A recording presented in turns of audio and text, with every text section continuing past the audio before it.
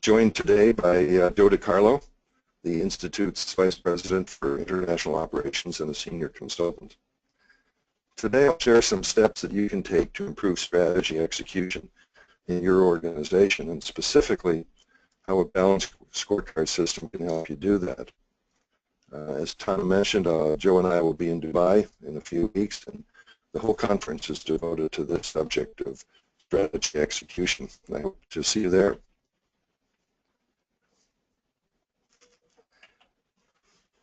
Strategy execution is a means, not an end. It's part of a process an organization uses to get to higher performance. That's the end we want, a higher performing organization.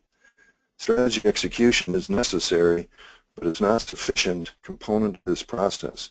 You need good strategy communicated well and organizational alignment to get effective strategy execution. In this presentation, we'll focus on strategy execution, but recognize that other important components are in play at the same time. There are no universally agreed definitions in our profession. Words can and often do mean something different to different people. So agreeing on common definitions is an important first step.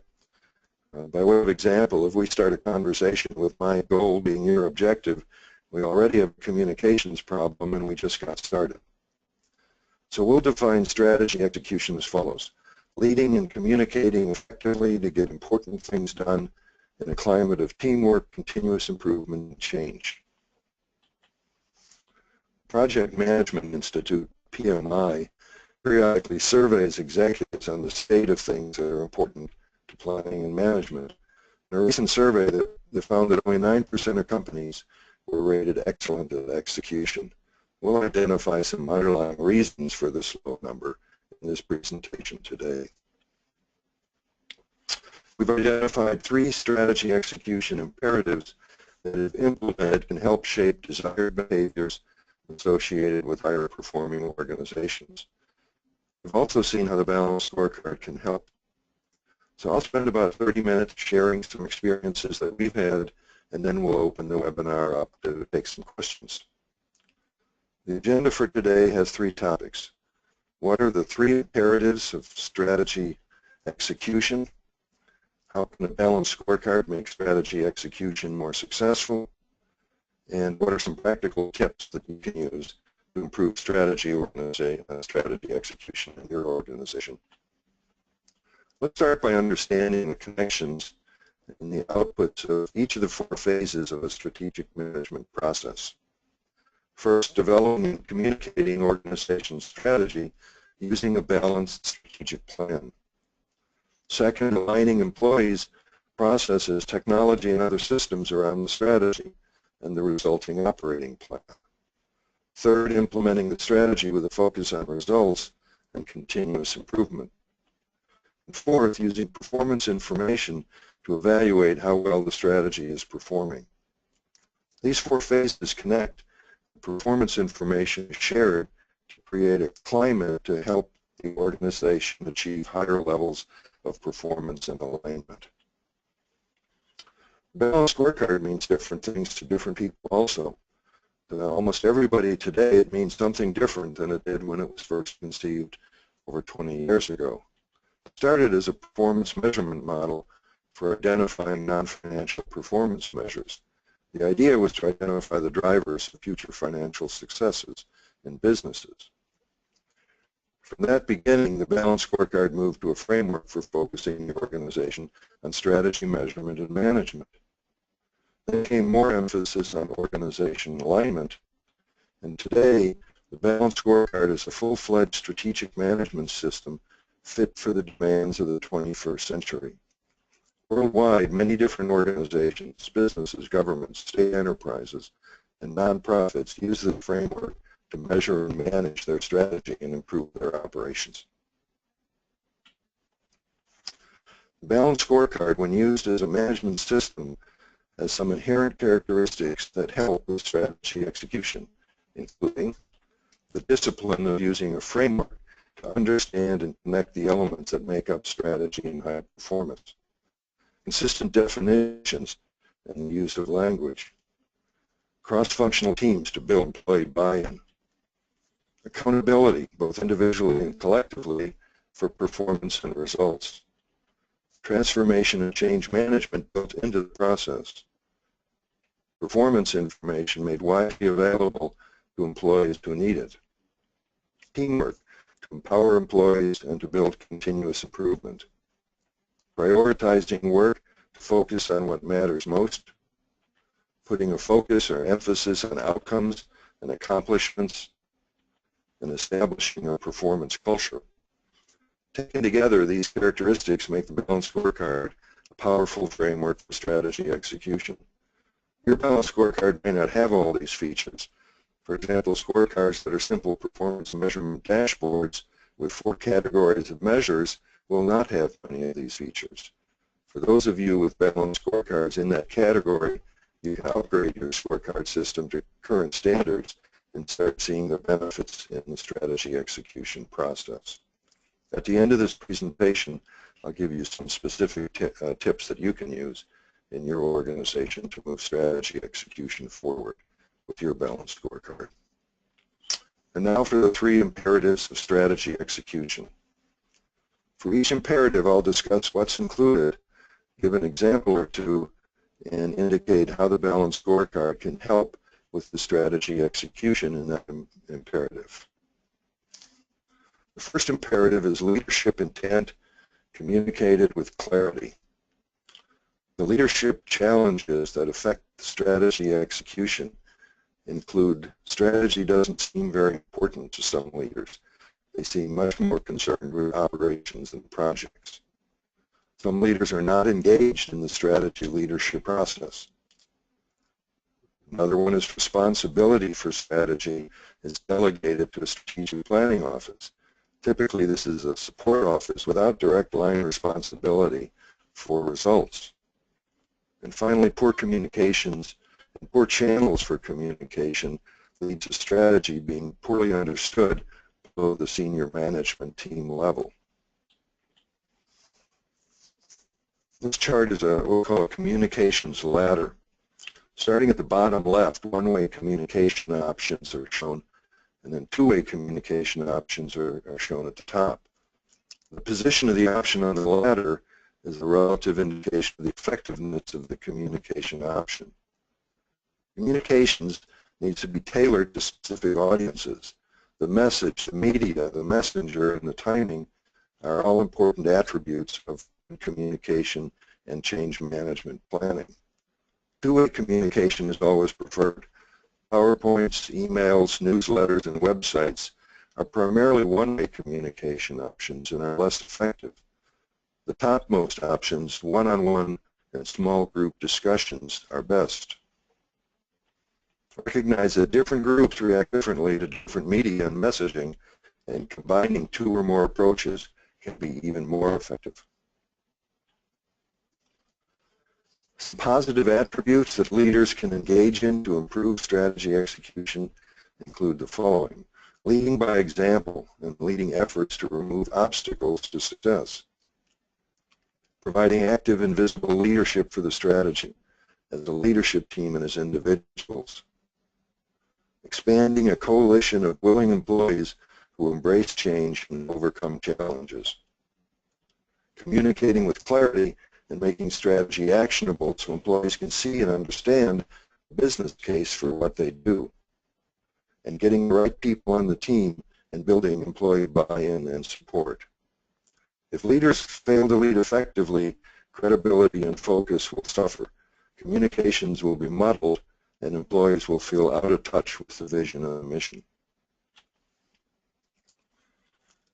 Building a high-performance organization is a little like building a custom house, with the various pieces and equipment and skills coming together at the right time. This chart shows some important strategy elements from a bank. Think of the Balanced Scorecard perspectives as the floors of the house. The roof contains high-level vision and mission and the customer value proposition. It contains the enablers and challenges taken from a SWOT analysis or another assessment. Pillars, load-bearing walls of the house, are the key strategies. We call them strategic themes in Balanced Scorecard language. and each strategic theme is an associated intended result which describes the desired outcomes from the high-level strategy. Strategic themes include strategic objectives, the continuous improvement activities that make up a strategy. Shown as linked ovals, a connected set of objectives forms a strategy map that shows visually how the organization creates value for its customers.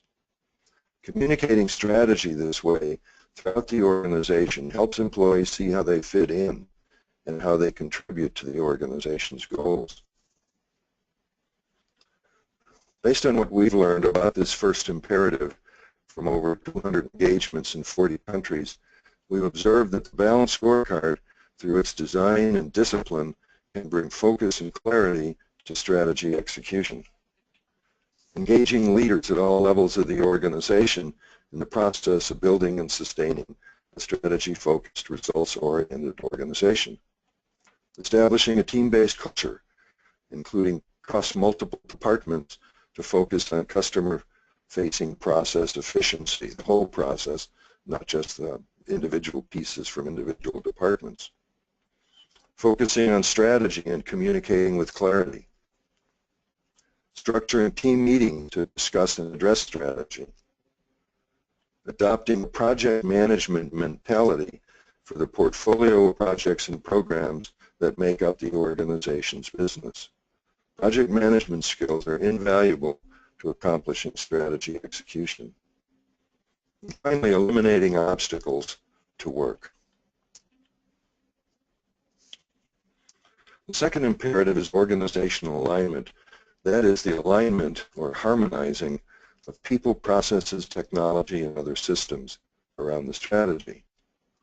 Alignment issues and challenges that we've seen that affect strategy execution will typically show up as lack of employee involvement, complaints about not knowing what is going on in the organization, unstructured, poorly run meetings, quality problems and processing mistakes that show up too frequently, little teamwork and collaboration, too many initiatives being pursued, and processes that may be aligned within departments but are misaligned when looking across all departments from the customer facing backwards.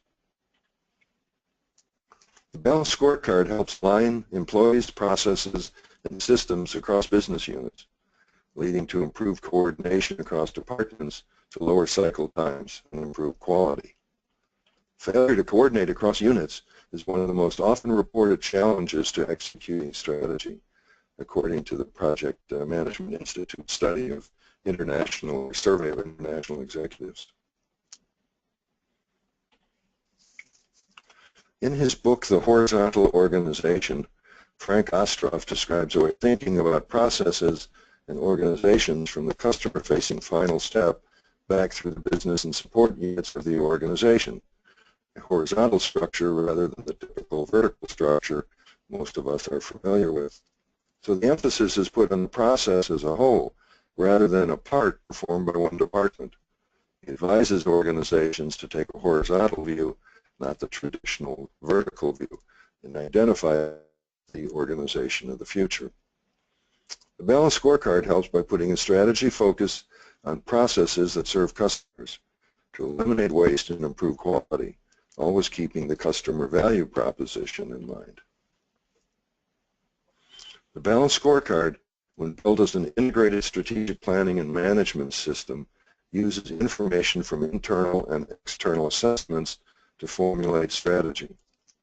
The strategy map communicates the strategy throughout the organization, and strategic performance measures are identified to measure progress against goals.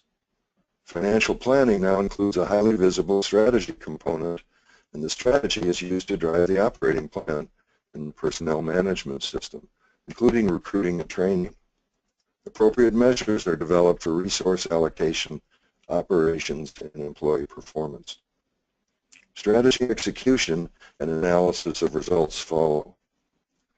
Performance information then informs strategic decisions in the next planning cycle, and the process repeats. Aligning around strategy means cascading the strategy to business and support units and to employees and teams of employees. There are different ways of doing alignment, but the one that helps ensure aligned strategy is to develop business and support unit objectives from the Tier 1 or enterprise-wide objectives that are on the strategy map. And then cascade strategy to employee personal objectives, again using strategic objectives from the map to drive departmental level objectives at Tier 2. This ensures that there is alignment with the mission and vision of the organization. Because the enterprise-wide strategy map captures the organization's vision, mission, values, and customer value proposition, developing business unit objectives from enterprise-wide objectives makes the most sense and gives the best results. We've seen organizations try to take shortcuts and cascade performance measures or cascade initiatives. The problem with these approaches is that you lose strategic intent. The alignment becomes very operational and tactical, and rather than cascading and communicating strategy throughout the organization, strategy stays stuck at the executive or Tier 1 level and is not translated effectively into action for employees at the other levels in the organization. We're starting the cascading process with strategy. Rather than measures or initiatives, we can keep the focus on the results we want to see at each level in the organization and on how the results from one level drive our related activities at other organization levels. This chart shows an example of cascaded performance, starting with strategic objectives at the top, customer satisfaction, and financial profitability at the top of the chart, and ending with operational and project considerations at the bottom of the chart. Balanced Scorecard organizes and links these components at different levels in the organization, providing line-of-sight alignment between vision and mission at high altitude and the work at the desk and shop floor at lower level altitude. Alignment is the key component of a balanced scorecard system and one of its best features compared to other performance frameworks. By cascading strategy throughout the organization, employee personal objectives can be aligned to mission and vision and to their business unit strategies. The balanced scorecard becomes a roadmap for process improvement initiatives. Lean and Six Sigma projects, for example, are common strategic initiatives in a balanced scorecard system. Enterprise-wide systems such as accounting and planning, personnel, sales, and production management systems all benefit from the strategic planning that is part of balanced scorecard development and implementation. The scorecard development process helps with choosing and prioritizing important initiatives and developing meaningful performance measures. The third imperative is creating a performance culture focused on continuous improvement and results. Performance culture issues and challenges that we have seen typically will show up in an organization as a lack of teamwork, a lack of coordination across departments, leaders who seem only interested in what happens in their own functional areas, lack of incentivization or incentivizing desired behaviors, and ineffective use of performance information to improve process and results, and finally a failure to consider resistance to change and mitigate the resistance. Effective strategy execution depends on performance information. In the balanced scorecard framework, we can measure strategy execution by looking through 4 lenses called perspectives. The 2 leftmost perspectives, customer, stakeholder, and financial stewardship, are known as the results perspectives. And the 2 perspectives on the right, process and organization capacity, are known as the driving perspectives. This chart shows performance measures for the 4 perspectives. An example of how performance in one perspective influences performance in another is shown here. The working hypothesis, which will be tested by real performance data as it becomes available, is that if this organization increases employee cross-training, it will lead to fewer missed deadlines in the process perspective. If fewer missed deadlines are realized, then it will lead to more accounts created as customers become impressed with our service delivery and recommend us to friends. If we add new accounts, then our cash position should improve. The second example, if we give employees more training, we should see an improvement in productivity.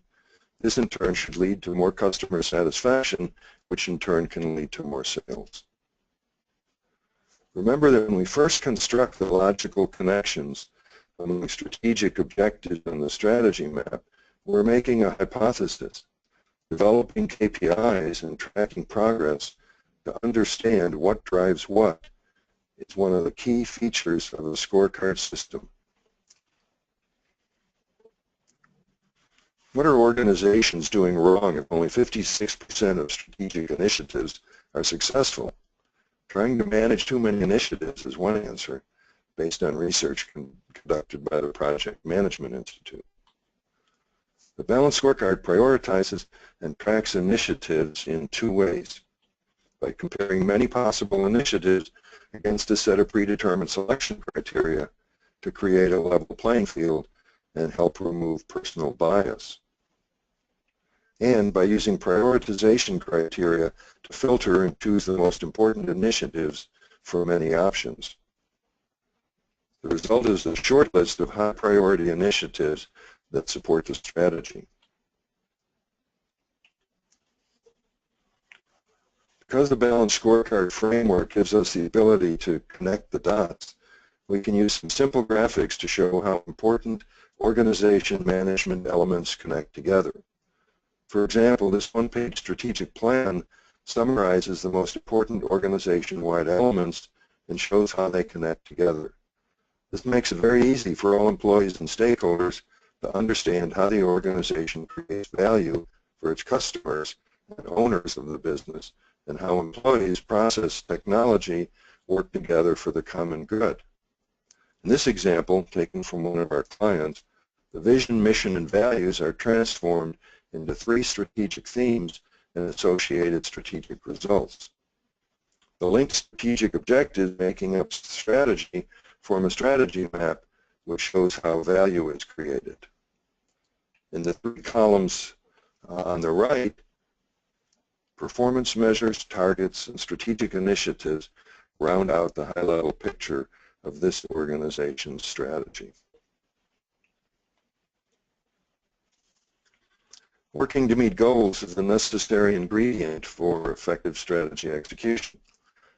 Measuring what matters, prioritizing initiatives and work, setting goals, and monitoring progress all contribute to putting the focus on the results and on what is to be accomplished.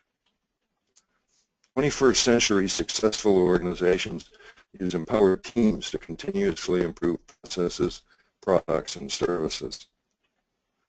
Using performance information helps better inform decision-making and puts a focus on performance and accountability. Adding performance incentives can help create a performance culture. Recognition and rewards aligned to performance can be a powerful motivator. Let's close this presentation with a few tips to improve the strategy execution process and your chances of success in strategy execution.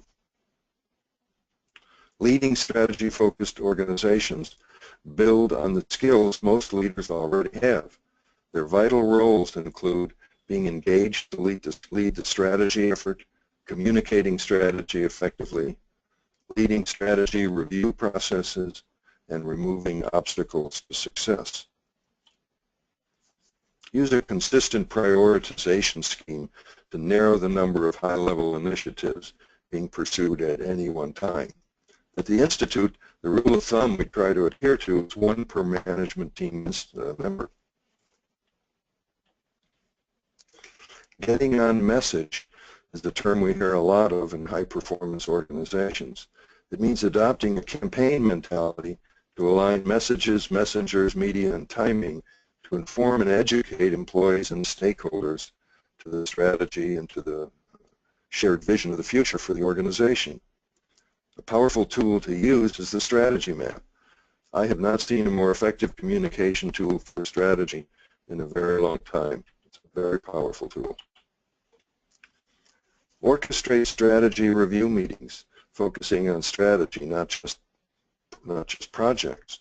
For these meetings, a key question should be, tell me where what you just described fits on our strategy map. The answer to this question creates an atmosphere of working together toward results. Structured strategy review meetings are one of the most important steps an organization can take to raise awareness of the importance of everyone working toward the shared vision. We found that the use of cross-functional teams made up of representatives from different levels in the organization is a powerful way to develop accountability and improve processes leading to better strategy execution. Building a strategy plan with a few individuals is not as effective and typically leads to a planned document that sits on the shelf unused after it is written. Developing meaningful KPIs takes a serious organization commitment and takes time. To develop good KPIs, you need to understand intended results and what is to be accomplished. Defining measures comes after defining planned accomplishments. Looking for measures in a book sounds easy, but it is nowhere near as effective as having a team develop the measures. Ownership and accountability are built into this process if you use a team approach to identify and developing meaningful measures. Adopting a management system approach to strategy execution, specifically the balanced scorecard approach, is a strategic changing hearts and minds initiative. Our experience has been that to transform an organization to higher levels of performance requires building in the element of change management early in the development process, not after the management system has been developed. Finally, adopting a project management mentality means focusing on the intermediate progress of projects, not just the final completion. The elements of project management measurement are budget adherence, schedule adherence, risk management, and scope creep. Strategy execution is part of a change management journey. It is, in and of itself, a change management initiative. The balanced scorecard framework helps orchestrate the levers of change to work towards creating a more high-performing organization. Each lever or component of change management is important. If there's no vision or it isn't communicated clearly throughout the organization, there will be confusion about the direction the enterprise is headed in. If strategy is not made actionable, the organization will have false starts as it tries to find its footing in the marketplace. If an organization does not have human capital interface and technology and systems capabilities and capacity matched to customer product and service needs, there will be anxiety as employees will feel pressure to meet very tight schedules. If employees are not incentivized to work to excellence, then resistance and restraint will prevail. If resources aren't adequate, then important work may go undone, and the entity will be stretched too thin, leading to frustrated employees. And if there's no sense of urgency, there will be apathy and a "I'll get it done when I get it done" attitude. Here are a few references to help you in your strategy execution journey. The Association for Strategic Planning is a wealth of resources and body of knowledge, all located on the website, the association's website. We created the body of knowledge 8 years ago and also created a certification standard and examination for worldwide implementation. If you want to become certified in our profession, you'll find information on that on the website also. I highly recommend you look into the Association for Strategic Planning for help with the strategy execution side of the business. We've also documented strategy execution examples, including critical success factors in our book, The Institute Way, Simplify Strategic Planning and Management Using the Balanced Scorecard. It's available on the Balanced Scorecard Institute website and through Amazon. Another good reference is Randy Rawlinson's book, Strategy in the 21st Century. also available on our website and through Amazon. And I also mentioned Frank Ostroff's book earlier, titled The Horizontal Organization. We've developed a strategic management maturity model which you can use to compare your organization's performance maturity with other organizations and track your improvement progress through several dimensions of management. You can visit the Institute website and download the model and instructions on how to use it. I want to personally thank you for attending the webinar. I hope to meet you in Dubai in a few weeks. If you're there, please stop by and say hello, and we'll chat some more about the strategy execution. Hopefully you've learned a few things today from this presentation, and hopefully you can apply those immediately, some of them at least, in your organization. I'll close with a final thought. Creating a high-performing organization is a marathon. It's not a sprint. It's a journey, not a project. So my advice is to adopt a long-term view and make a commitment to making the necessary changes to get strategy execution and higher performance working better in your organization. Thank you for attending. I think we'll open the floor to questions now.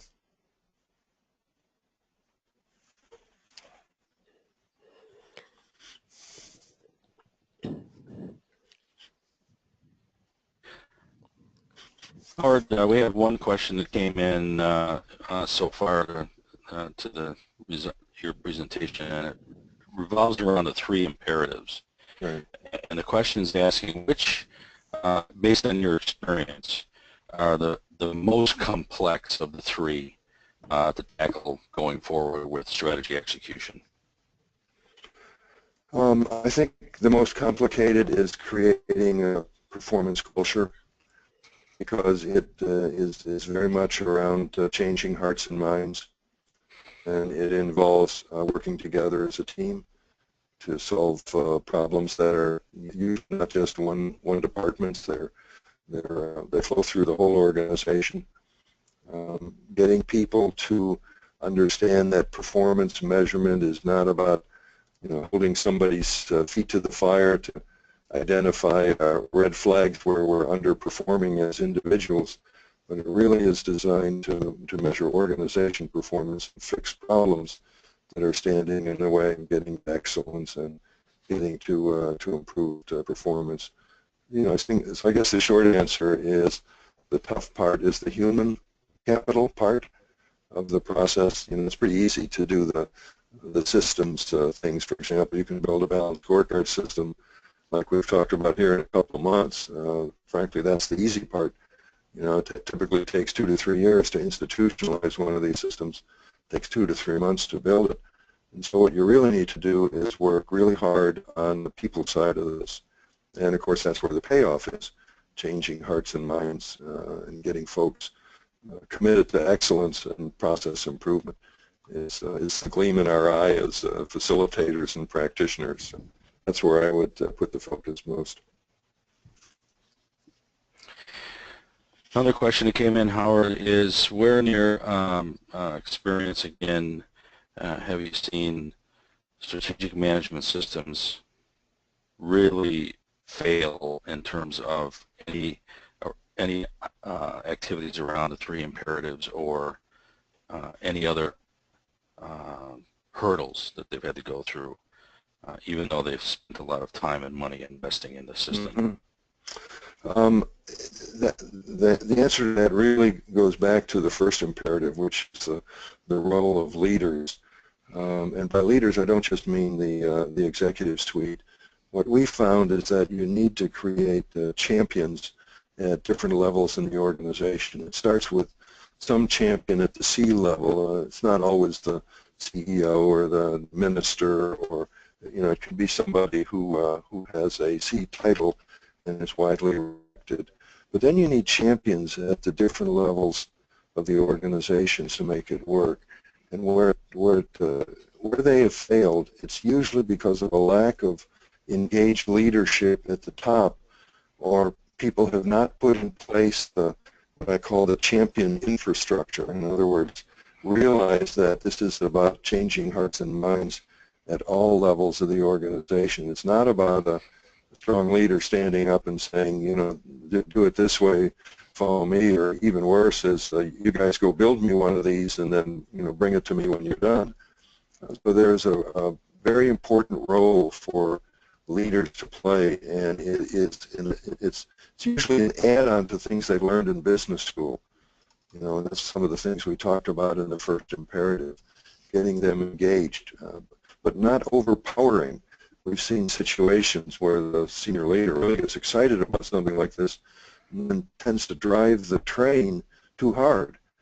So there's the delicate balance, and you know, when we facilitate these sessions, we spend a good deal of time laying out the role of the senior leader so that that role is not too little, not too much, because we really want individuals in different levels of the organization to buy in and to take ownership, and that won't happen unless you orchestrate these team meetings the right way, and you get people on board the bus, so to speak, who are willing and who are change agents and who see the value of this both personally as well as for the organization as a whole. So it's complicated. In some sense, the framework is very simple, but the reality is when we're dealing with human behavior, all of that, those things become very important. Okay. Another question came in your experience, again, can the scorecard be applied to small, medium businesses and small, medium enterprises? The smallest organization that we have worked with was 7 people. It was a commission, and the largest is about 150,000. So it's very scalable. And of course, it goes a lot faster with 7 employees than it does with 120,000, 150,000. But yes, it is scalable. We combine staffs for the smaller, mid-sized organization, and you know, you have fewer people in the facilitated workshop, so it's quite doable for smaller companies. Next question is, what's the difference between individual performance appraisals and individual performance management? That's another case where words matter, doesn't it? The definitions depend on who's who's doing the talking. Performance management systems can mean either the organization-wide performance management system, or most commonly it means the personnel system.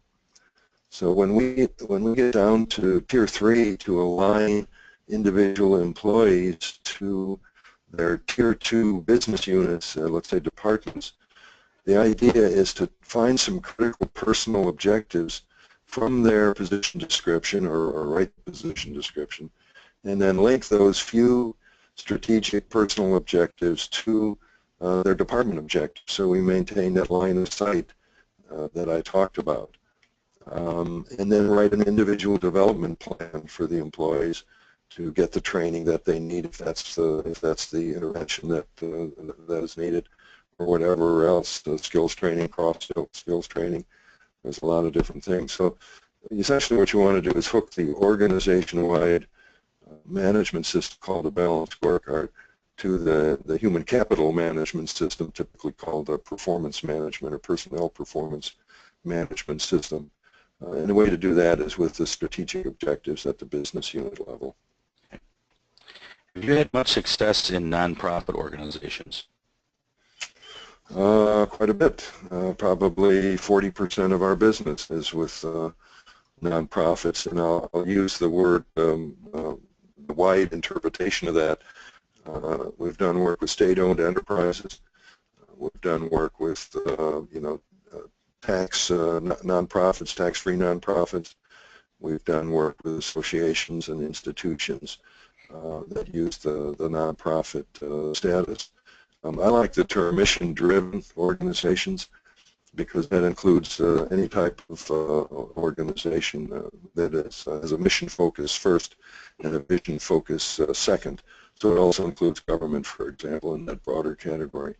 But yes, this balanced scorecard, we make a change in the balanced scorecard framework. We've learned that you can't put financial at the top of the perspective of the strategy map, but you don't want to put it at the bottom either, because it sends the wrong message to the funding authorities in the nonprofit association or government that all we need is more money, and then everything above will be value creation for our customers and stakeholders.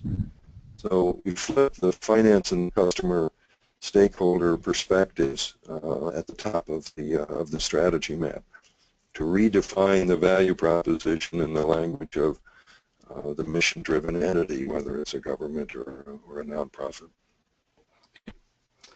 Has this approach been applied to any type of education department, especially primary education? And if yes, did it work out well? I have that's a perfect question for the last slide here. We had some feedback on the balanced scorecard from Joan Wade, an administrator of a system in a school system in Wisconsin, who used it, and we've had several major school systems use the balanced scorecard.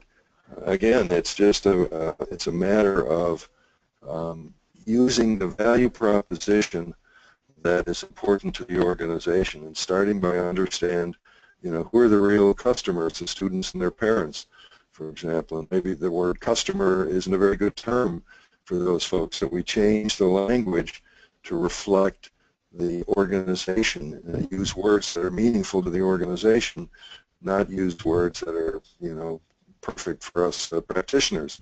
Because you have to communicate. The whole key to this thing is communication, and putting it in a language to make it easy for folks to understand what your strategy is. So yes, we've seen it applied and have applied it in organizations from small school systems all the way up to universities. Okay. Next question is, any tips as to how to gain executive management buy-in to strategic planning? Executive management buy-in to strategic planning. There are two ways to look at that question, because there's two things that executives are primarily interested in. One, will it fix a problem that we have in the organization?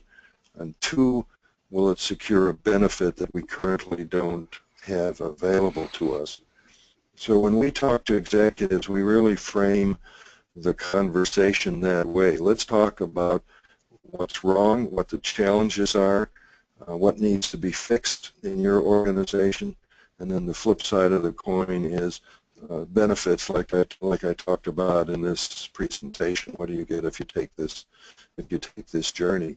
So that's the sharpest way I know to frame the discussion, is around either the benefits or the pains. And it's a really good question, because you need that senior leadership belief that this can make a difference, or it's not worth taking the journey. It takes time and it takes money. It takes time for the people in the organization to be on the teams that build out the strategic objectives, for example, in the strategy map. It doesn't take a lot of time for each person. These workshops go relatively quickly, a day or two or three. But spread over 2 to 3 months, there's clearly a commitment here. So you need to make the case, the business case, that this is worth doing. If you hire facilitators to help you, there's a cost there as well, consultants. So you have to get more on the benefit side, or the alleviation of pain side, than you do from the cost of taking the trip. And a lot of organizations around the world for the last 20 years or so have decided that this trip is worth taking. All right, next question's a little longer one. We have implemented strategic business unit or enterprise level balanced strategic plans that attempt to align with the overall organization goals.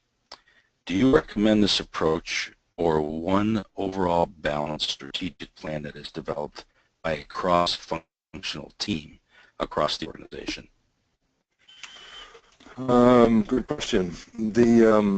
There's really three ways to cascade, and you could probably come up with a couple of hybrids if you sat down and thought about it for a while. We've seen organizations, matter of fact, Joe has worked on several of them, where you have a small but very strong corporate entity, almost like a holding company, and then you have individual very strong divisions, manufacturing, technology, and so on, spread around the world. So the question is, how do you build an effective strategic management system?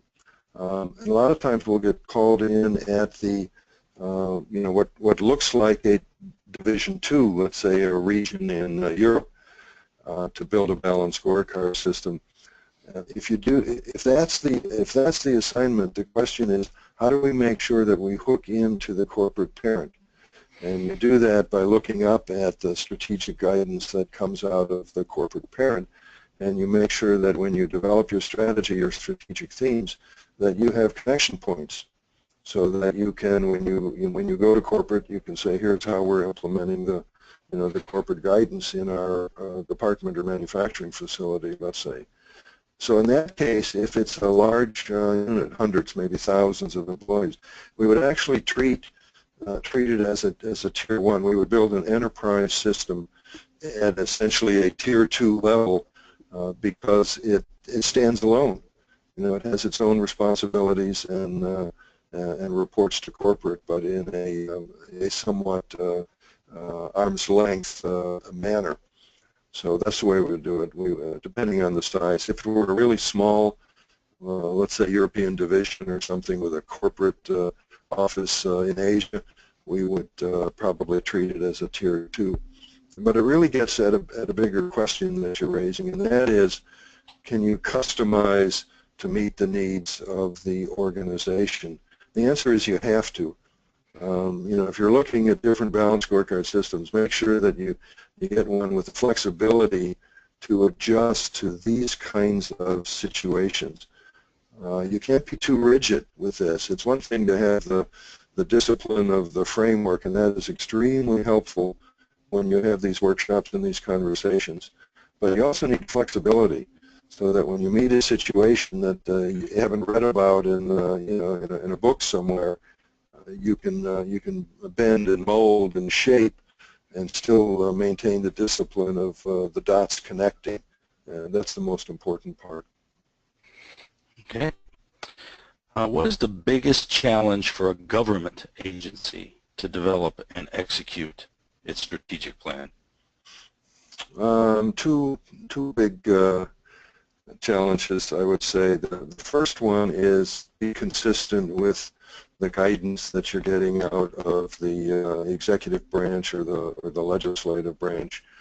For example, in the U.S., every time we have a change of administration, we usually get new direction as a result of that has to be translated into action at the cabinet level agency. And there are some rules about how we report Government Performance Results Act, for example. Other countries have similar requirements. So the challenge is to make sure that the management system you use gives you the performance information that you need to meet the requirements set by the agencies that write those rules and those procedures and those regulations. The second challenge is that you end up with, in many cases, leaders who don't stay very long. If you're in a political appointee situation, for example, the turnaround time could be 2 years, so sometimes even less. Usually no more than 3 years. So you have to change hearts and minds and institutionalize this by working with the folks who are directly under the leadership, because you want this to stay. The sustainability of this depends on people staying interested in it and getting useful information out of the system over a period of time. If it takes 2 to 3 years to institutionalize it, and you've got a leader who's going to stay for 2 years, he or she is not likely to get excited about a balanced scorecard system because it won't have much of an impact on their watch. So you really need to convince the the level below the strategic leadership, that there are important benefits for the long term for running an agency more efficiently, for doing programming that's more effective, for making hard choices, right? Having a structured framework for making budget formulation choices. I'll never forget a client we had. I asked him at the end of the assignment, "What did you get out of all this work?"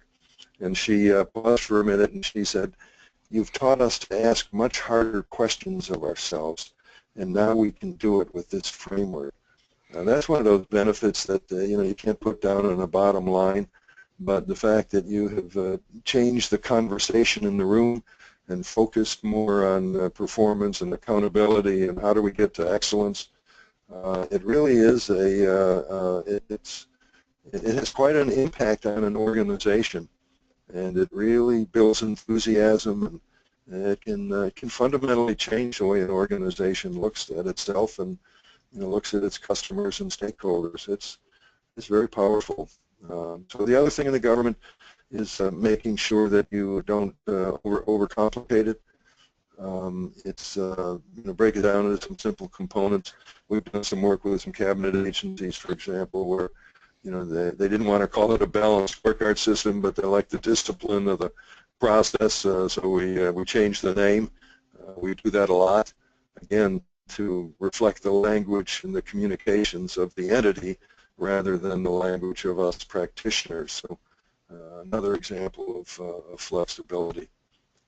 So work on the staff level, make sure you have a leader who supports it, but really put the focus on the senior executive core that represents the the long-term employees who are going to be there after the political appointees have left.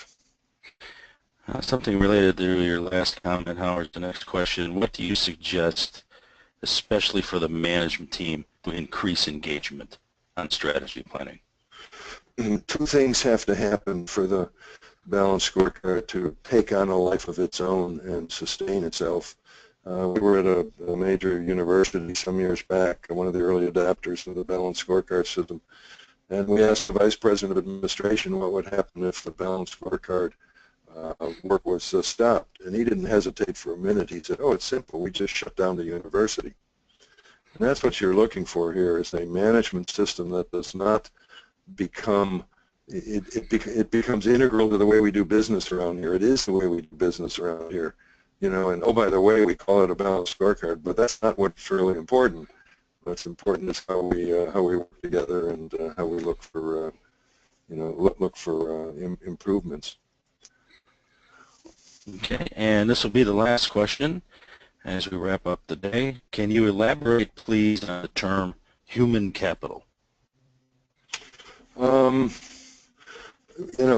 than call folks just employees, I think human capital is the broader term that includes folks who may be contractors who are working in the building. Could include, it's just a broader term, I guess, to encompass more considerations. When you think of the employee, you think of just sort of an individual. With human capital, I think we think more of a collection of folks working toward a common purpose, the resources that they need to do their job, the technology they need, and so on. So I think it's just a broader, more inclusive term. At least that's the way we use it. And once again, I don't know if there's a universal definition for it. So if if you do nothing else, folks, get agreement on your words. We've seen more of these systems run into trouble. We get called in to fix systems a lot that have been built and are not performing the way folks want to see them perform. And almost always, we will end up in a situation where Joe is talking about goals and Howard is talking about objectives, and nobody has taken the time to put a simple dictionary together and say, let's agree in this organization at this time that this is what these words mean, and we can march forward and know what we're talking about when we have these meetings and get that behind us. We're not fencing over the meaning of words when we should be worrying about how things connect, how people react. Okay. That'll conclude the question and answer period, Howard. Okay, thank you, Joe. Thank you, everybody. And I guess back to Tana at Informa. Yeah, thank you so much, Howard, for the webinar, as well as Joe for presenting all the questions. And I'd like to thank all the attendees who were present for the webinar. And I also want to let you know that the webinar slides, as well as the recorded webinar, will be available. We will be sending through an email with a link where you can download the webinar slides and